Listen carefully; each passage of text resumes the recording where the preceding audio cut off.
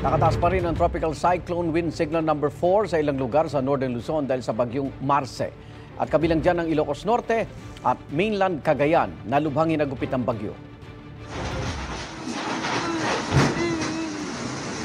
Sa Sanchez, Mira, Cagayan, sinubukan pang itali ng lalaki ang bubong ng isang bahay. Pero ilang sandali lang, tuluyan na yang nilipad. Lumikas at nagpalipas ng gabi ang mag-anak sa kanilang kapitbahay. Sa Sarat, Ilocos Norte naman, umuugong pa ang lakas ng pinagsamang hangin at ulan. Hindi raw nakatulog ang mga residente dahil sa kalampag ng mga bubong. Ganyan din nangyari sa Lawag City. Pansamantala lang nawala ang supply ng kuryente roon.